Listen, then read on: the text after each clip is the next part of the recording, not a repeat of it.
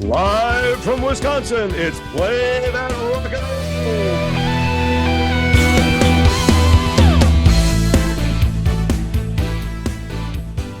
Roll. The subject of tonight is Diamond David Lee Roth.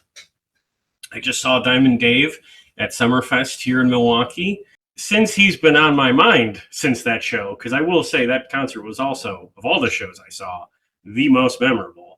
I thought it would be fun to catch up with the guys who do a podcast about Diamond Dave, the DLR CAST, and that's Darren Paltrowitz and Steve Roth. Darren's been a guest on the show before, and Steve has hooked me up with several people who've been a guest on the show before. And I also met Steve in person at Rockin' Pod 2025 in Nashville last year, which was great. And there you are. How you doing, man? All right, man. How did you guys get this podcast started? What brought you together on talking about Diamond Dave specifically?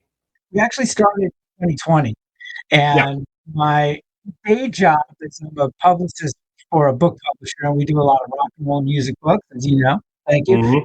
And Darren was one of my contacts who reviewed my books, and we were chatting one day about love for Dave and all that Van Halen, and I just absentmindedly sort of off the cuff said, this conversation could be a podcast. Next thing you know. Hey, turning on the camera, a couple extra steps, and we're good here, right? Hey, buddy. Hey, now, did Steve, when you came on, did you first say, "Look at all the people here tonight," or am I the first to do that? I'm rusty, man. There you go. Great to connect. I was listening in on your chat, and I think you made a lot of great points in your video, Joe. Oh, thank you. And I mean, where do you begin with such great commentary like that? Yeah, Darren, let me turn to you here. Your book, your stellar DLR book, wraps up with Dave canceling his retirement dates in early 2022. He was supposed to come back to Las Vegas, do his 5 last shows. He had that very cryptic retirement announcement. In the shoes. Yeah. And then suddenly he's back out on the road starting at M3 last year, and he's doing a big summer tour this year. What was going on in those years between 2022 and 25? And has there been any explanation for how suddenly his health isn't the concern it was in late 2021? That's kind of like 3 questions in one. So the first one, the health stuff. There's stuff that I can only say allegedly about. Allegedly, there's been sightings over the years at Cedars-Sinai. We've talked about, like, he's part bionic. There parts of him have been replaced for better and for worse. And hips, shoulders. Exactly. And every now and then he'll let loose about, like, when I had a shoulder surgery, like, I think he said something like that during Joe Rogan. Was that? Was that it? Yeah. So people have loose lips in terms of saying, oh, he's been at Cedars-Sinai. Oh, he's under doctor's care. So there's that end of it. And I think that when he retired, quote unquote, he legitimately did think he was at the end of the rope. And there's a lot of people thinking that he really is at the end of the rope with this touring. It's just speculation. It's really, I would say there's 5 or less people that really know for a fact what's going on with Dave. It's just there's no logic. He's touring at a huge financial loss on these dates. Huge financial, like the amount of money that he lost last year's touring and this year's touring. Most artists would have to go back on the road to recoup. It's the most counterintuitive. Like, you would go, well, he's playing casinos, so he's making 75 to 100 grand, and no, he's spending so much stupid money that you go, why is he putting him through hell to suck? These dates are a mess. And on the one hand, some Dave is better than no Dave, but this is how you really want to go out. And so Joe, when I look at your review, like all the women that he wanted to sleep with that he's talking about throughout the show, the set list doesn't have any of the solo material. The bullhorn stuff is just stupid and loud. Awful. But the last couple of shows I went to, Triumph, which you also reviewed, liked your review of Triumph. I saw The Strokes. I saw Jack Johnson. Jack Johnson was a freebie. I would never pay to see it, but what a nice human being that's doing good for this planet. I don't like the music, but what a good human being.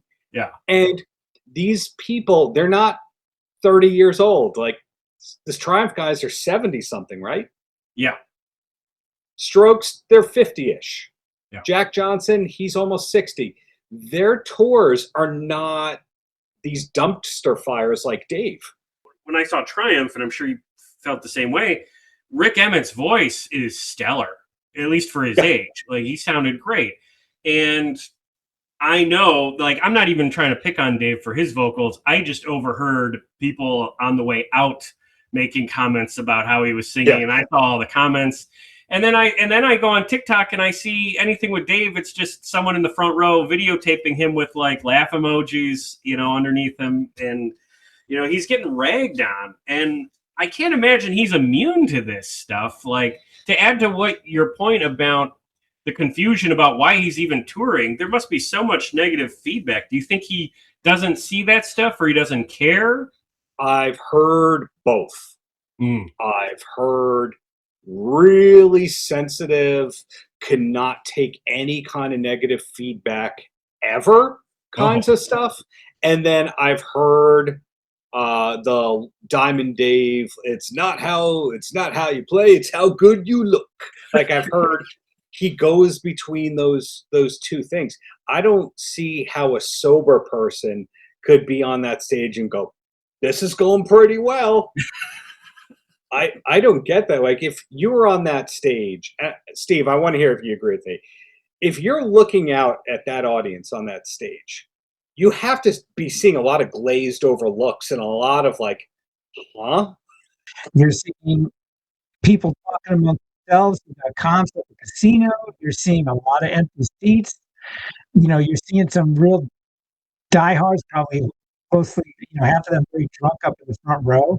Yeah, to add to that, I would think that the three of us right here would be probably, in theory, three of the most forgiving audience members in the world for Dave. And all three of us are looking at what he's up to right now. And, it's like if you squint, I can find some positives, but I don't know. I said in my video, the first 3 times I saw him, twice with Van Halen and once solo, I had a great time at all 3. And sure, there were maybe some technical problems with the singing, but I didn't care. This last time on this tour, different story, rough. Darren, you told me you saw him a bunch of times in 2025, right?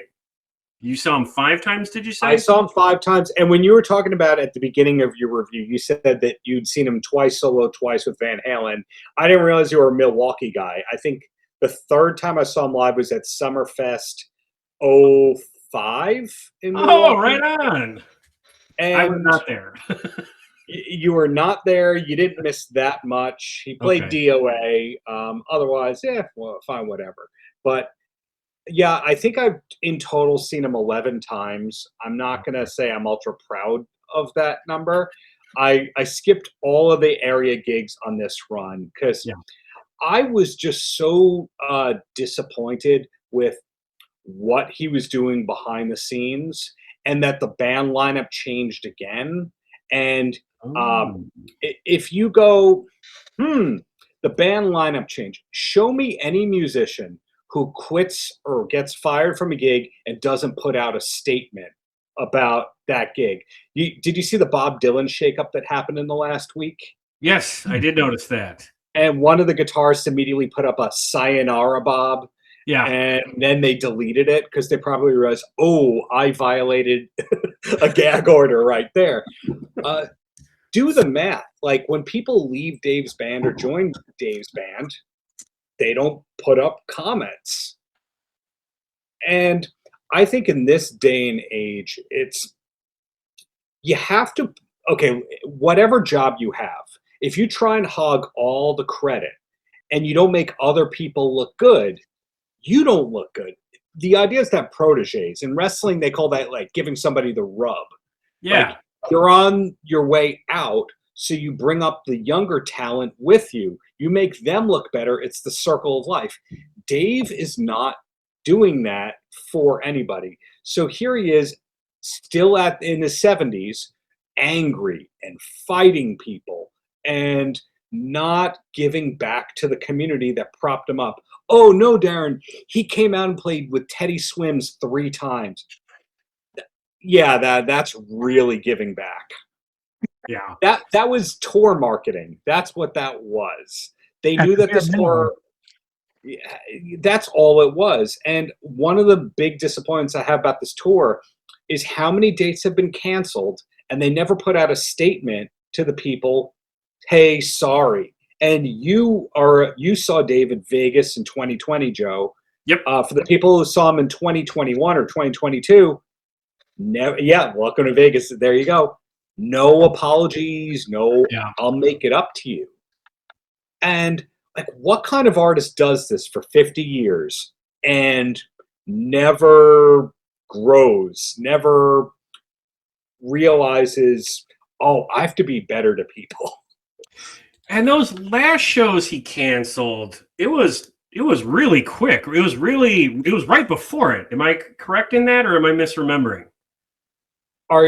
This current run you're talking about? In 2022, the retirement dates, he canceled those with little warning. Oh yeah, the wife and I were at the Mandalay Bay going, is Dave playing tomorrow? Because we're hearing rumblings he's not playing tomorrow. Oh no. And then that day of the show, I think we were still going, is he playing tonight? We don't know if he's playing tonight. But in growing my network and learning some things behind the scenes, I learned that the tour bus never left Pasadena. So they knew the whole time it was canceled. Brutal. Yeah, so talk about bad communication. And Dave has publicists on retainer. It's not like he doesn't have somebody who can't send out a press release. So you have that terrible communication. You don't tell people gigs are canceled. The gigs you are doing, they're terrible. Aside from the backing band and the singers, they're great. Yeah. There's no merch. This is really the note that you want to go out on? Come on. I know for a fact international offers did come in for him. Oh, wow. And Dave is a worldly guy, but none of these dates have been taken. That's part of why I think that there's something with the health. And I'm just speculating. But you're telling me if somebody goes, hey, Dave, here's a bunch of money to go to Brazil, so you can now speak Portuguese for a couple of days. Hey, Dave, here's a bunch of money to go to Japan, so now you can speak all your Japanese stuff over there. Maybe his accountant got him straightened out on that, right? Where it's like, okay, you think you're losing money now, pal? Go overseas with this tour. I think he'd be going over there, all expenses paid. Like, I think they would cover, as part of the deal, sound and lights and lodging. That would be my assumption, that they're like casino gigs, but even more expenses covered. I'm just guessing. Yeah, my impression of right. international markets, especially in Latin America, is that those are huge paydays and also absolutely wild audiences. The best. Right. So, like, why I'm surprised more bands don't skip America and just play down south, for better pay and better audiences. I heard a rumor that maybe one or two people in that band are not able to travel very well due to prior indiscretions. Visa issues. I heard a reliable rumor that was the case for maybe one or two people on that stage. I can't confirm nor deny, but I would have to look at this and go, why is he not going overseas? Oh, okay. So maybe somebody's got a Kelly Hansen from Foreigner situation. Does Kelly Hansen have priors? Yeah, Kelly.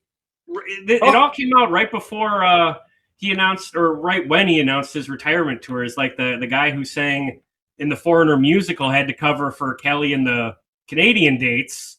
And so Kelly's like, I'm retiring, but I'm technically still in the band when they go to Canada. It's just I can't go to Canada, and I'm going to be singing when they come back, and then I'm done at the end of the year. So Interesting. I didn't know that. Wow. Fascinating. And he's just been like, and I'm not talking about it. Yeah, he's been so something happened there. But anyway, so let me go back to. So you saw him last year, right? Yes, 5 times, and it pains me to say that. Was M3 one reason why we're not them? doing the DLR cast anymore? You needed a break. Yeah, I needed a break. I got too damn close to the fire. When I wrote that book, I love David Lee Roth so much. Oh, thank you, Joe. Thank you, Joe. I wasn't fishing for that. We got to promote this. This is a stellar book.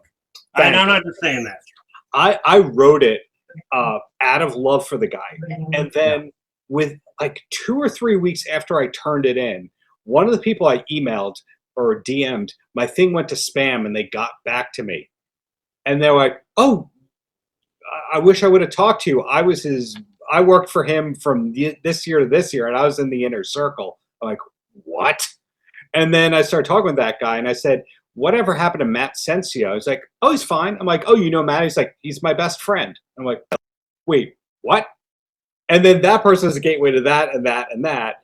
And then I connected to that person to one of the people who was in Dave, his band or crew from the past couple of years. And it's funny to listen to somebody who worked with Dave in the late 90s, early 2000s to now. And it was the same problems back then as it was 20 years later. And then when I'd speak to somebody who worked with Dave in the 80s, like, it was the same problems then too. And the more that happened, the more I went, I just can't do this podcast and not just get sick talking about David Lee Roth. Steve is the best. I just can't. I just can't. You guys need a new guy. So Steve when are you going to start up the Hagar cast? No, the Bogus Otis guys are doing great. Yeah. The Bogus Otis guys, occasionally we DM. It's funny. They have the same feelings about Sammy as we do about Dave, except they're just nice Canadians. That's the difference. Is that the curse of doing like a subject specific? And you can answer this. Is it a curse of a subject specific podcast if it's on like a rock star or a celebrity that at some point your patience will break and there'll be a turn where you're like, I didn't know this side of this guy before, but now I can't not see it. You first, Steve. I was going to say, I think I learned that. That's definitely part of it. For me, I think, we did this out of just a sheer love for Dave, and we could have predicted this, but what really got to me was just all the things that drove me crazy constantly. And just really, for the most part, a lack of like any sort of coherent activity. Like in the 6 years we've been doing the podcast, one studio album coming out would have been great. A couple B-sides as part of a real greatest hits package would be great. I mean, we were jumping for joy when the John 5 tracks came out intermittently, 2 here, 1 here, 3 here, whatever. I mean, for God's sakes, put out give us content so we could make more content. I felt we were kind of treading a lot of the same ground, and the overarching thing the last 3 or 4 years was that it was just like, God, it's gotten so cringy, and it's just he's doing nothing for the legacy. We're not here to defend this. Our tagline was always, hey, we're fans, we're not fanboys. But I didn't want to become a hater, and that's the tough part.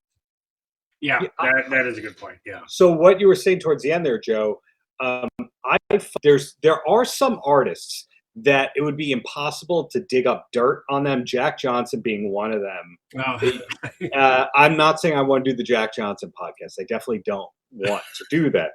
Yeah. But there's certain Double podcasts. Toes, a Jack Johnson podcast. No, I don't know. The Double J cast. God. The Gratitude show. I find, and I was towards the end when I was starting to go like, I can't really do the DLR cast anymore. I was trying to think of, well, what's my new fan base that I'm going to latch onto? where these people are just so universally supportive and loving, and the music isn't garbage or is great. And then I was starting to go like, okay, well, 311. I think I could do this with 311. And then I was listening to the music and I'm going, I can't do this. They're just the nicest people though, but I can't do this. And then I was starting to go like Jamiroquai. Okay, maybe I can do Jamiroquai. I was really going down a list of positive fan bases where there's not scandals. I would say from the hair metal or 80s world, if we did a Phil X podcast, I don't think we'd find any bad stuff. Steve Vai. Yeah. I mean, Triumph. Yeah. Triumph, but we're not Canadian. That was our first strike. Doing this podcast is, as far as the band I love that I would love to do stuff. Doing this podcast is always a reminder to me where I kick myself in the ass that I never thought 12 years ago of the idea to do a Cheap Trick podcast, because that's my number one love, for goodness sakes. And I could do an amazing job of it. And there was one for a while, and that's my own damn fault, So you could bring that back, and I'm with you. I don't love Cheap Trick as much as Steve does, but I love Cheap Trick. Like there's a lot of negative stuff in that fan base. It's not the happiest fan base in the world, but the output has been fantastic and consistent. There's been output. Oh yeah. Like Rick has been grumpy at everybody at some point, but it's kind of endearing when he's grumpy. When Dave is grumpy at somebody, it's frightening. You will get murdered if Angry Dave is around. Well, yeah, I mean, it's funny you say about Rick. For one, I got his vodka back here. Oh, nice. I got my heavy metal signed by Rick. Love it. He was doing a vodka sales event near me, and now I got a chance to meet him and ask him about heavy metal. Going back to Dave here, when he gets negative about people, this reminds me of what he was doing before he was out on the road, and I wonder if you think, was this tour prep? All of the shit talking about Sammy and Wolfie and telling unflattering stories about Eddie and Al, right in the lead up to his tour dates in 2025. Do you think that was like a strategy to get himself in the news, or is that just Dave being Dave? I have two answers to that. First, he is very savvy in certain ways, and he likes to leave everything as a mystery or a question, or to get people going, well, no, it could have been this. So there is that element of the Dave stuff. But then the other element is when people I know who may or may not have worked with Dave show me text messages, and you go like, Dave made that comment around the time that Eddie died, that him and Alex were talking every day and laughing like pirates. Do you remember that, Joe? Yeah, I remember, because it's like it was news that those guys were talking at all. So I would have remembered that headline. It's possible they were for a little bit, but Alex does not talk to Dave. That's not. I know. I've seen screenshots. Like Alex thinks. Okay, one screenshot that I allegedly saw was Alex. The way that we all look at Ultimate Classic Rock or those kinds of news sites, it was Alex Van Halen texting a link to somebody about Dave doing the I Am Van Halen, I wrote every single thing. And it was Alex going, tell Irving to shut him up, because this is crazy. And that led me to, for the last 5-6 years, Dave has been doing this thing, and he did it at your Milwaukee show, where he goes, every word up here, I wrote it. I wrote every word that I'm singing to you tonight. I wrote every note that I'm singing to you tonight. That was my contribution to the classic Van Halen song. Joe, he said every note. I wanted to throw my computer across the damn desk. I was like, no, what the fuck? Are you kidding me? And you could hear the crowd. It was like a pin drop, at least from the YouTube video. It's like there was some murmur. It's like, but he agreed with that. It's like, what are you doing? He wrote the harmonies too. I wrote the harmonies too. Yeah. You never thought of it this way, did you? You said, No, he didn't. The harmony stacking was Ted Templeman. There's a Sammy interview where he talked about calling up Ted Templeman to ask how they stacked the harmonies. Oh. Dave might be a singer. He might know a thing or two about harmonies, but he was not the musician in that band. We know that I'll Wait had a co-write with Michael McDonald. Oh, right. And then when he does the I'm singing every word that I wrote, oh, it's a pretty woman. Yeah. You really The guy got you were me. doing cover songs? Yeah. They're the most cover band, legendary band ever, more so than Yeah. the Beach Boys. Yeah, I just remember thinking, like, you know, there was a version of this show that I thought could have been good. He could have made changes, and that would have satisfied me as a fan. When you saw him last year, did you have that experience? Did you see any shows where he actually stuck the landing and hit the points that he needed to deliver a good show, or were all five duds? I thought the first one, the M3, I was hearing, oh man, he's been good in rehearsal. He's trying. He's not smoking cigarettes. He's getting sleep. He changed his diet up. I heard mostly good. I also heard him shaming one of the backup singers for drinking water during rehearsal, and him saying something like, Springsteen's on stage for 4.5 hours and he doesn't take a swig of water. And it's like, that's not true. Yeah, no. It's totally not true. The idea that you're a professional singer, so you tough it out by not drinking water, is insanity. Yeah. I would have much rather have seen him go for a bottle of water than a glass of the whiskey that I did see him go for. Yeah. So I heard, like, for M3, like, oh no, you don't understand. He is rehearsing every day. He's calling extra rehearsals. This is going to be good. And that's when I learned that there was the backup singers too. And I went, oh, so he's investing in the show. This is going to be good. So M3 started off great. And he was on his best behavior the first few shows. And then the turning point on that tour allegedly was Gary, Indiana. And if you ever watched that show, I think it's like a 60-minute set. There's no band extended intros because Dave feels that that's punishing the band. I feel that the extended intros are punishing the audience personally because those are garbage. That's what we disagreed a bit. I loved. I didn't understand why it was 2 songs in, but Drop Dead Legs, the arrangement and the extension of it, I just thought was super challenging. I thought it was great. I thought the harmonies were perfect for it. I'm not saying every song extended was fantastic, but that one, I just was like, all right, you know what? These are not note for note cover versions. It's, it's slightly more than, say, a Van Halen tribute show, which is basically what it is.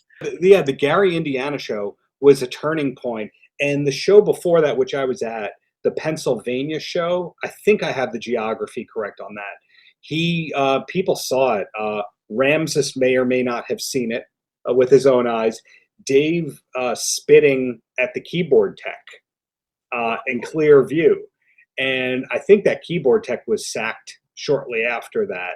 But he always has this weird thing where certain crew members get blamed for stuff they didn't do. Like he had that revolving door sound man person, and that went back to like the early 2000s. And I think I talked about that a little bit in the book, but he has these weird quirks, and it's like only so long that he's on good behavior. And the good behavior was there from M3, first few shows, and then something happened. And then the shows were either great or terrible. And I've heard this weird thing where when he's super pissed off, that's actually when he sings and tries. I can't quantify that.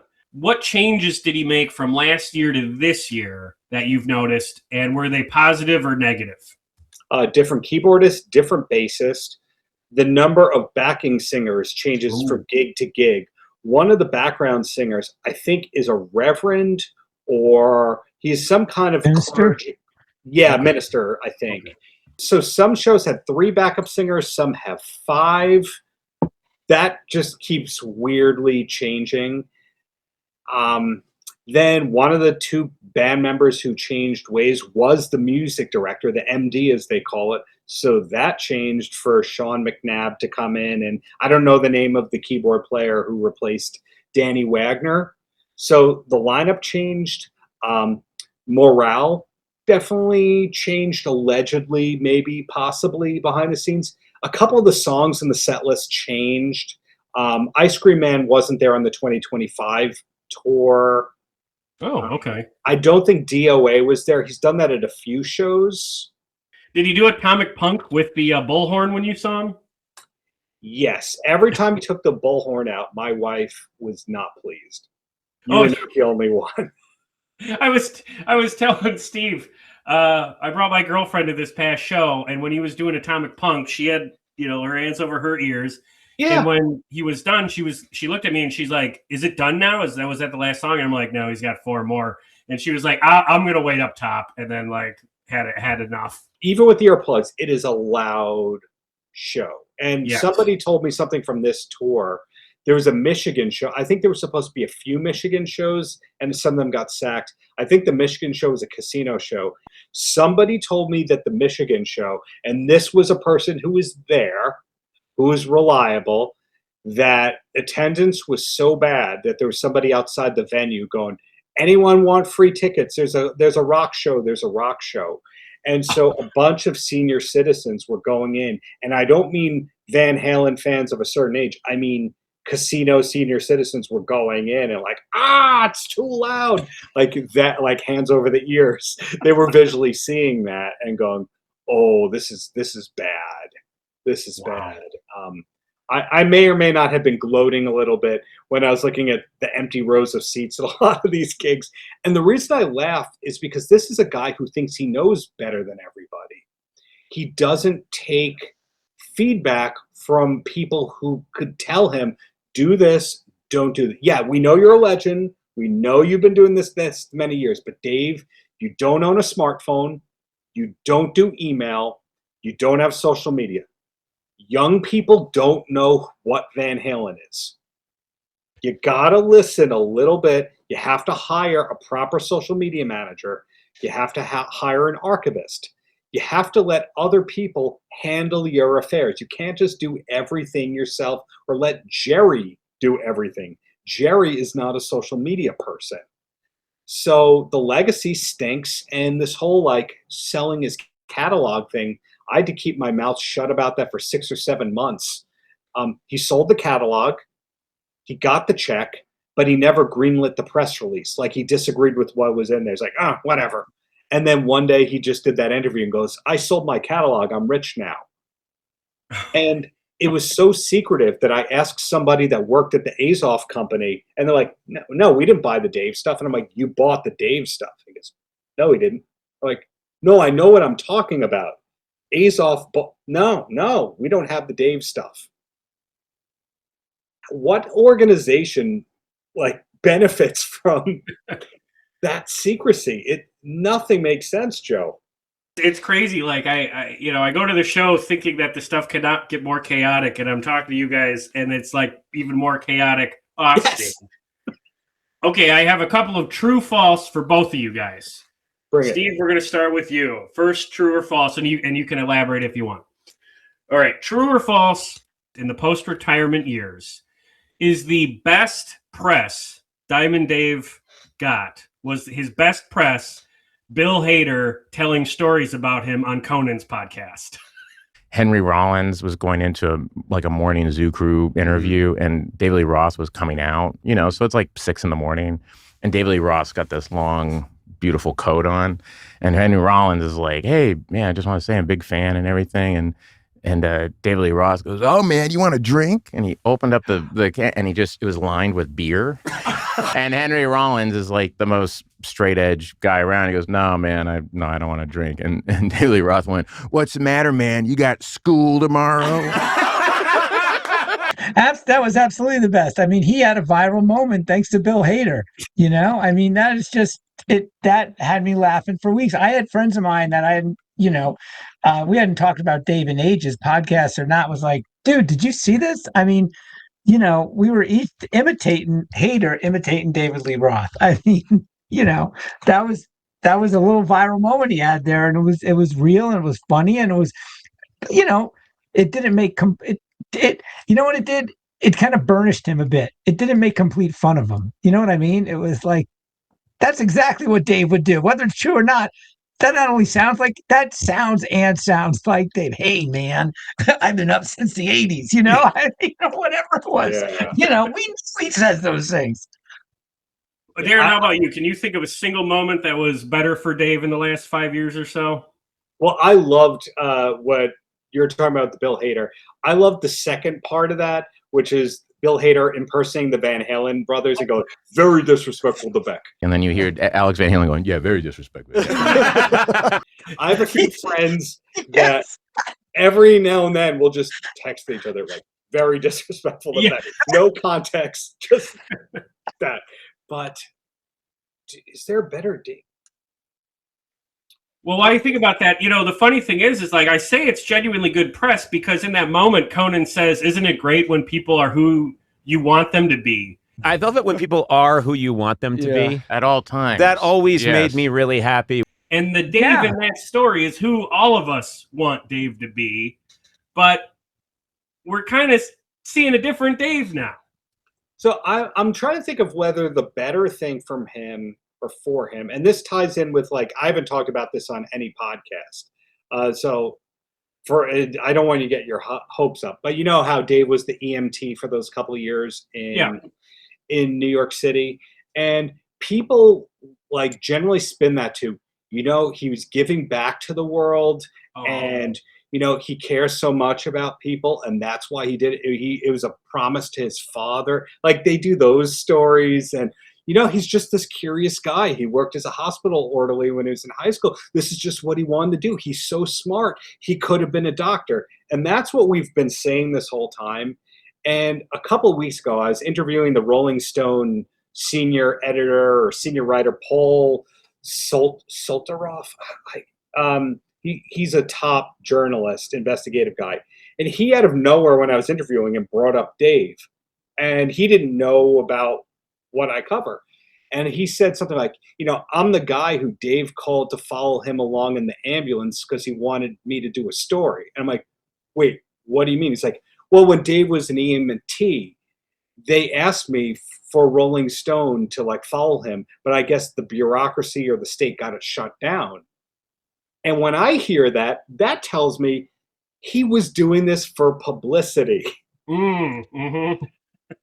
But at the same time, every now and then people just bring up Dave as this like, oh, well, he was an EMT, And I kind of go, is it the Bill Hader or is it the EMT? Which one's the better one? Oh, I think it could be both things on that respect. But what just hit me? In the last 2 years, that was the one big moment. And really, the last year and a half, was that. And here's the sad thing of it all is that this amount of people who really care, and this includes media people, is so minimal right now. Yeah. Because in other words, his legacy is now defined by the last 10 years or so. It's just this wackadoodle shit.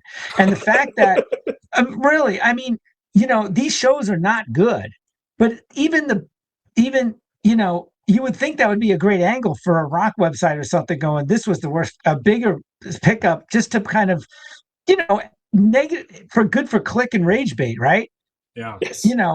Outside of a few small usual suspects and niche podcasts, not that you are, Joe, but you know what I mean? It's like we covered it in depth at the DLR CAST and some other folks did and everything, but, there's been he's certainly done nothing to foster it. No interviews, not even a freaking tape voiceover for the local rocks. Hey, it's David Lee Roth and I'm coming to the Knucklefuck Event Center, whatever it is, and Sturge, you know what I mean? I'm going Buffalo Chip Campground. I mean, which would, if I'm a promoter, I'm still livid at that shit. I dropped $100,000. I can't even get you to do a freaking 30-second VO to promote the show, goddammit, or talk to, Yankee and the Man on my morning show or whatever. But the fact that there's like, you would not know unless you were looking for it that Dave was on tour. If you're a rock fan, there's no press, there's nothing going on. The fact that a former SNL comedian does a great impersonation and the clip goes viral is the most press really that he's got. I mean, there was a slew of press around M3 because it was a big deal. Great features at Ultimate Classic Rock. All those bigger folks, that get 3 or 4 million visitors a month. Since then, there hasn't even been like, a big clickbait feature going, holy shit, I saw Dave and this is bad. He shit the bed. You know what I mean? That's the fact that that's not even happening shows the level that he's at right now.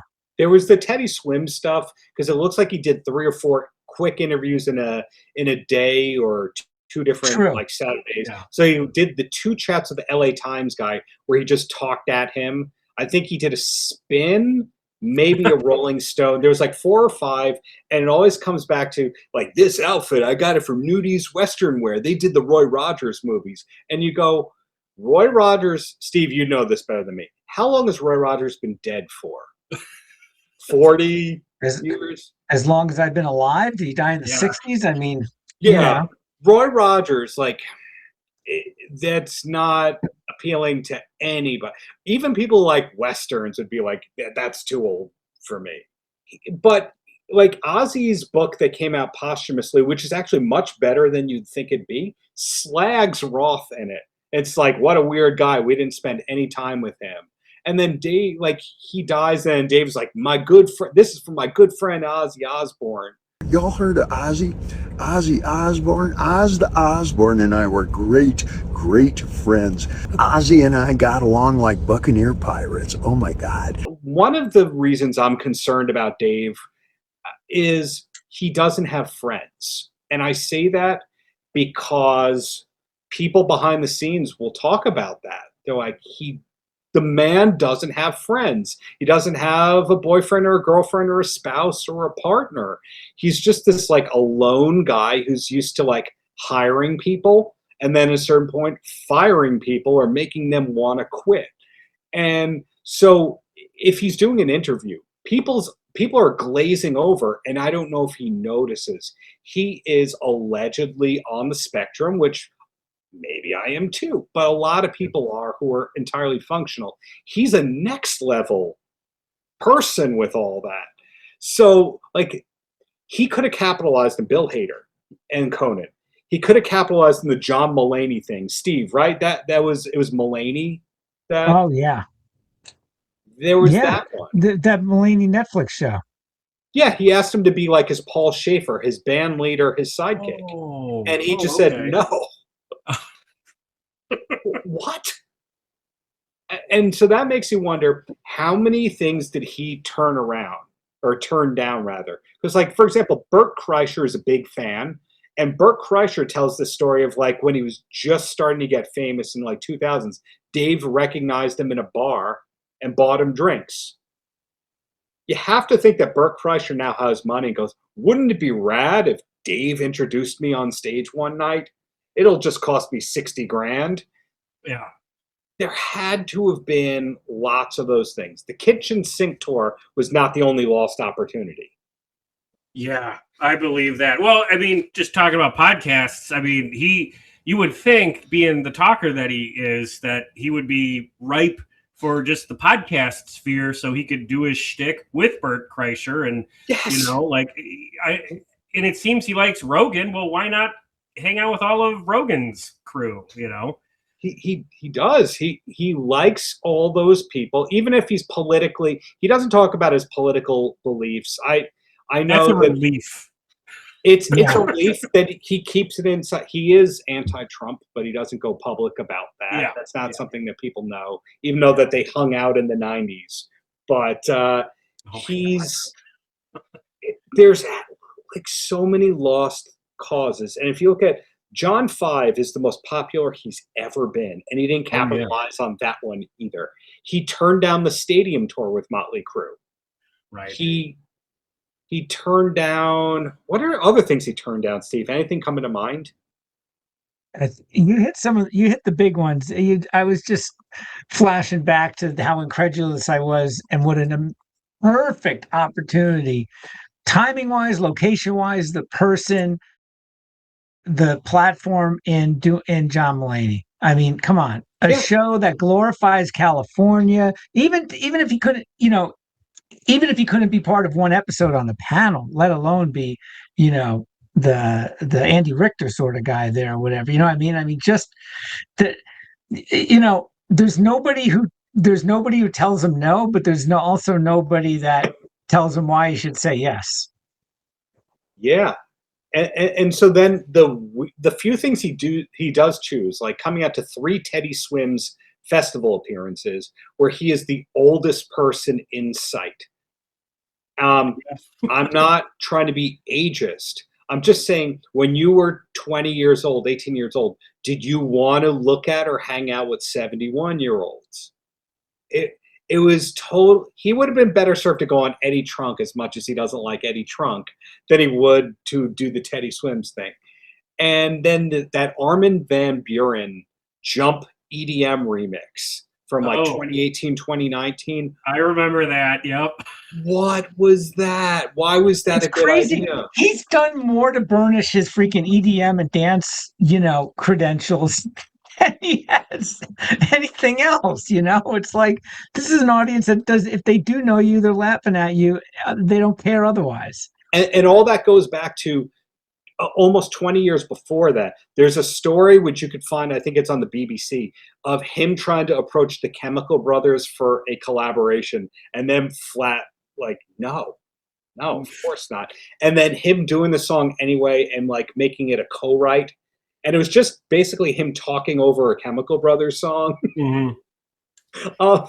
I get it. He likes music. He's curious. That's wonderful. But like, what, Steve, because I've been so negative here, let's say, what would have been good things for Dave? Like a 3-act tour that he could have gone on, him, a country act, and yeah, absolutely. Oh, absolutely. Can you imagine? I mean, so many of those country guys are doing arenas, and they're practically, they're playing to classic rock audiences anyway. Yeah. And they're skewing a bit younger that want to hear guitar rock or something with loud guitars. You know what I mean? He could have fit right in. He could have, it doesn't have to be one whole headlining tour. You do 10 dates here. You do 20 dates. All right, I'm just going to go out and hit the sheds with crew or whoever it might be. Man, there was a lot more. We say it all the time. He left a lot of, he could have done a lot of things better and differently, left a lot of money on the table. And certainly I keep bringing this up over and over again, from a legacy standpoint, what you're going to be remembered by. I mean, nothing he's been doing is helping that at all, but he could have done a lot to improve it. Joe, were you sorry to interrupt you there, Joe. No. Were you a fan of the video where he knocked on the hotel door in Vegas in like 2018 or 2019? We heard some Van Halen here, and my name's David Lee Roth, and I'm right across the hallway. Want to know, we're on our way to EDC, but the fellas here were coming down the hallway, and they said, shit, we heard some Van Halen, and I said, no, shit. When you said the thing about the audience at Teddy Swims, that's what I thought of, was just like young guys that don't even know who he is. And that's must have been, that crowd at, Coachella or whatever.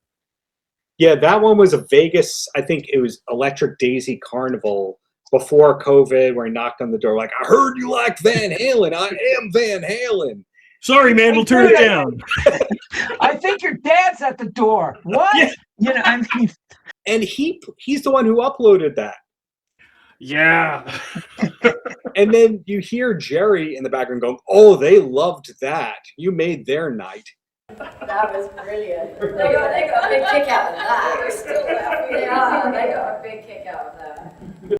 And you go, no one had the heart to go like, oh, yeah, let's revisit this in a couple of days. Let's see if we get something better. We'll come back to this. Yeah. No one has the ability to go, look, Dave, I love you. I'm here for you. We could do better than that. Let's do another room. Let's do a second room. Yeah. And then like that same era where that Bill Hader thing happened, this is the thing I didn't get to investigate fully into my book.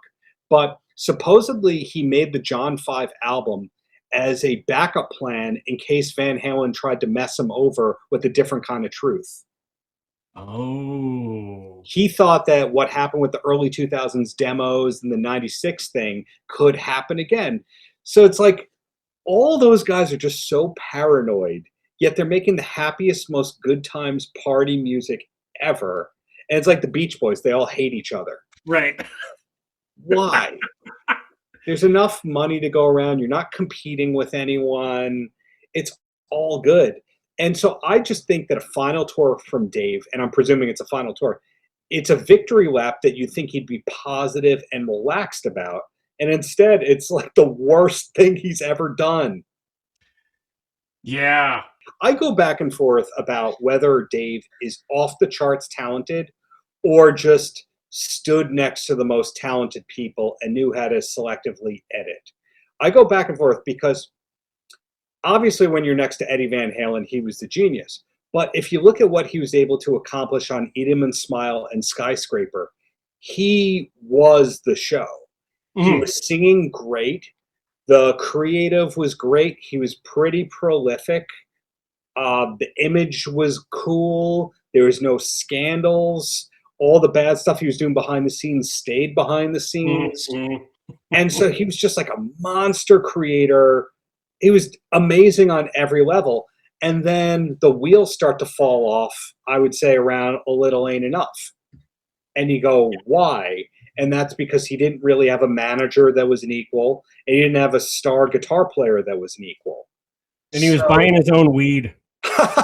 Yeah, he was left completely to his own devices, I think. You know, Templeman wasn't involved, right? I mean, Bob Rock was there for A Little Ain't Enough, but A Little Ain't Enough was songwriting by committee, practically, you know? Yeah. A buddy of mine sent me just today out of the blue, didn't know I was doing this podcast, a clip from Sammy Hagar's Dan Rather interview, right? Where, you know, it was about, you know, it was a short on a reel or whatever for Facebook, and it was Sammy saying, no, I don't like the guy, but is there anything good you could say about him? And he did say, you know, his lyrics were amazing when I first heard Jump, you know, and it made me think, and he kind of alluded to the fact that, and I remember this, this came across in Van Halen Rising. I mean, you know, Van Halen would not have got to where they got without Dave. If they didn't have Dave, they would have been spending a couple more years doing cover, you know, doing Flights of Fancy of Mahavishnu Orchestra meets Led Zeppelin meets. Do you know what I mean? I mean, Dave brought that funk, the R&B, and just an amazing work ethic. You know, they all worked hard, but Dave was the one who was out there freaking, you know, dragging people with him to paper cars, you know, at the LA Forum, for God's sakes, and, you know, loading everybody up in his piece of shit Opel Kadett that was falling apart. You know what I mean? It's like, yeah, sure, you know, they practiced in his dad's mansion, all that stuff. But I mean, Dave's drive was, you know, that chemistry of the four of them combined. He wouldn't have gotten that far on his own, and Van Halen would definitely have not gotten that far if he wasn't in the picture to begin. So you can't discount everything he brought to the table for all those years.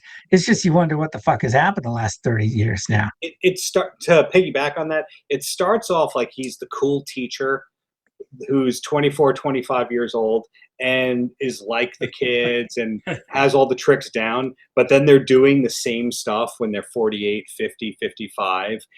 And they still think that they're on the level of the kids, and they're not. And the kids are going to go, hey, do that thing that you used to do. And they're laughing behind their backs. That's kind of like Dave. They're not laughing with him. They're laughing at him. But he was the coolest guy ever from, say, 78 to 89. I don't think anyone could take that away from him.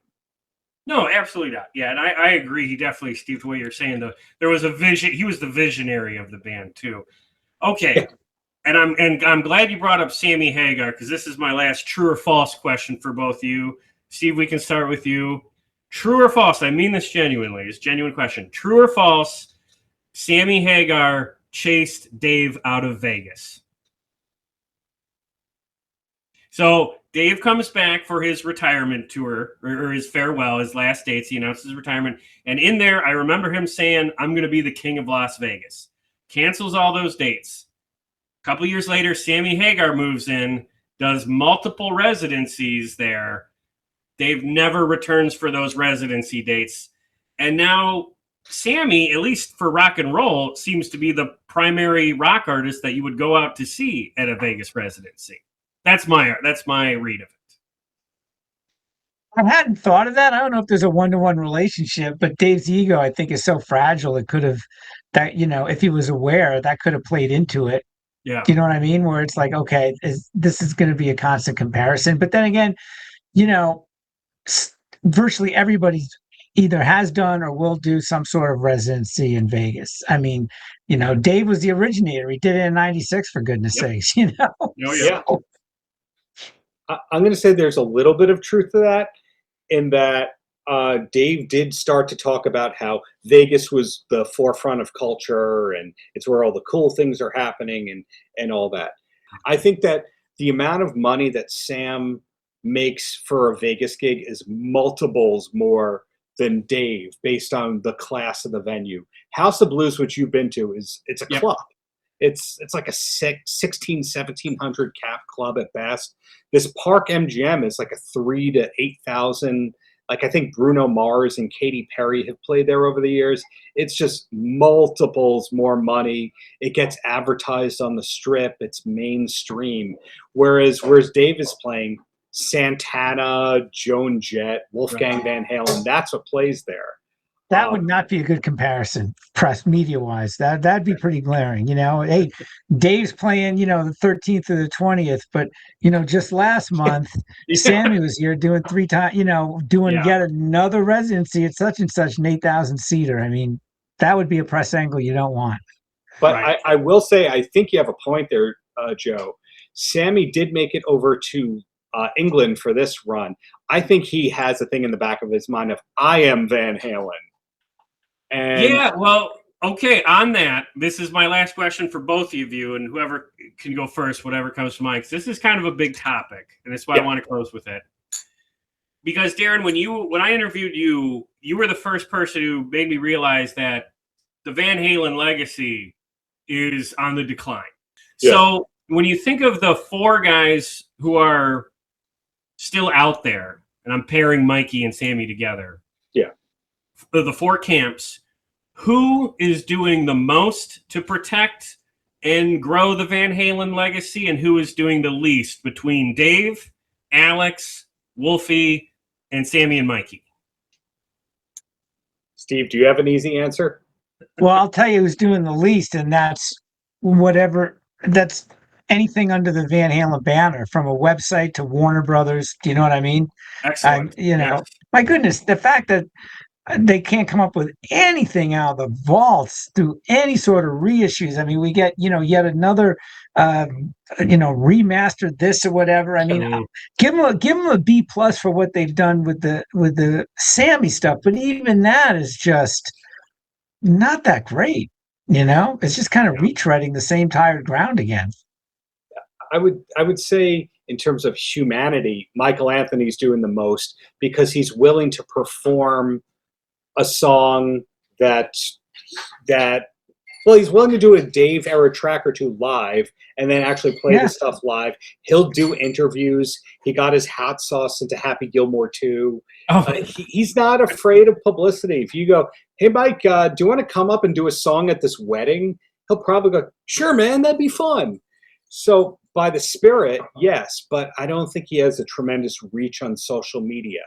Yeah. And he never has done a solo record, and he's tethered to Sammy for better and for worse. So I'd say he's the most, and the least, it might be Alex, because even though he has this book that's coming out that's 78 to 84, I think he's trying to pretend like Van Halen didn't exist after Roth.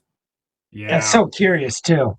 Yeah. And I'm not saying Gary Sharon should be in the Rock and Roll Hall of Fame. I'm not saying anything like that, but you have an ambassador right there. Use that ambassador.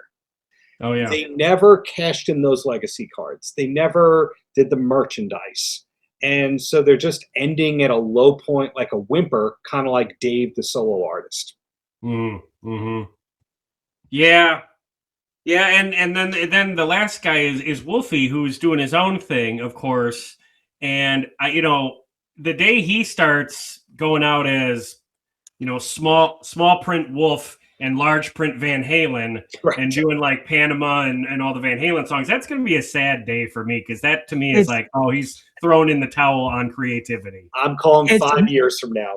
I don't. No. I'm telling you, I don't think it's ever going to happen, and I hope it doesn't. If he never plays a freaking single note of Eruption ever again, I'm happy. The guy has got more than enough talent to stand on his own. I'm going to listen to everything, every bit of original music that guy does. Those 3 records are stellar. I can't. Where is he going to be when he's pushing 40 or whatever? I mean, I am in love with what he's doing and how he's doing it. And the guy's obviously clearly, still got a real hole in his heart missing his dad. I don't think he could get up there playing that music every single night for his own mental health. And you know what? I don't want him to. I don't. Right. No, I agree. Like that's my point. Is like I'd rather not see it fall to him to carry the legacy when we've got these guys who could be, but it seems they're either asleep at the wheel or actively, making things worse. 5 years. One more curiosity. Years. I'm still 5 years on this one. Anytime in rock, somebody goes, "I never am gonna do that." That's the tell that it's going to happen. One wild card we didn't put in this thing, as far as in this kind of under this umbrella question, is whatever's going to come of this Lukather and Alex Van Halen thing, if we ever hear a note of it, it is. Yeah. What was that? Was it just a track that they put out? Because I remember listening. No, it's supposed to be a whole album. As recently as a month ago, it popped up in the news again, right? I mean, that it sounds incredible, and Lukather's going to do a great justice. He's not playing guitar on it, but he's part of the whole thing. Is there a singer? No, there's no singer. What do they do? I mean, I don't know what to make of it all. So what I was told with authority was Van Halen recorded another album after A Different Kind of Truth and couldn't get Dave on board.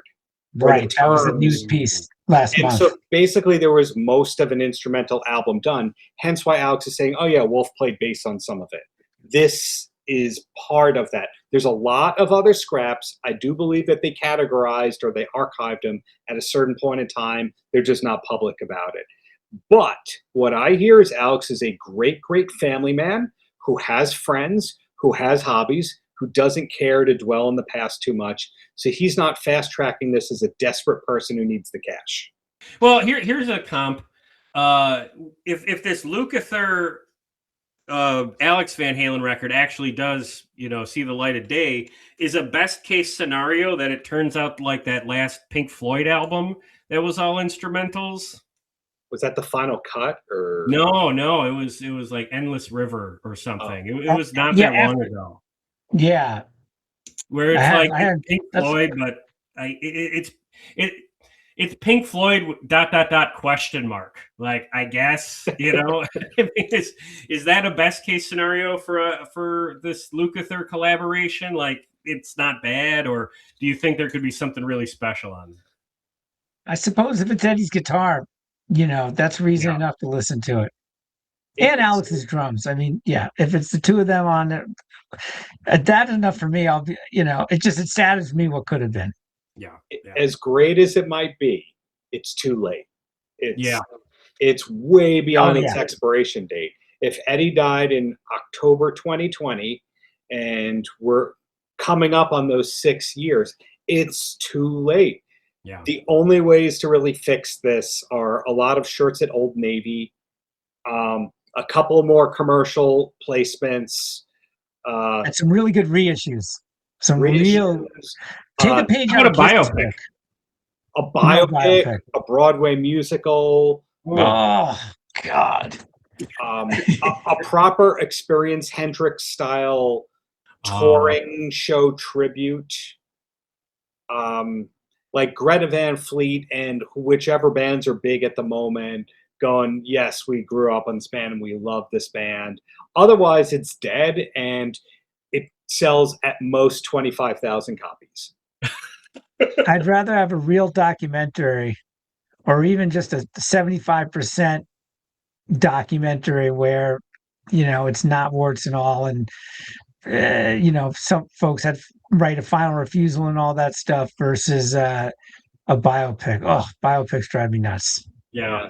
I guess I'll just stick with YouTube uploads of VH1 specials about Sam and Dave fighting on their tour. Sam likes to throw a party. I am the party. Hey, All man. right, guys. This has been awesome. It is so good to talk to both of you guys. Steve, I met you last year at Rockin' Pod, which was an absolute blast.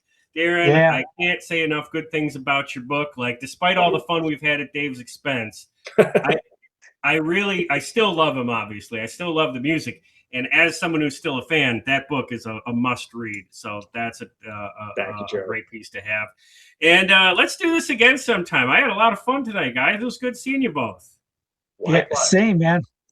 That was a lot of fun. I'm going to go listen to your filthy little mouth, I think. So that'll be the rest of my evening.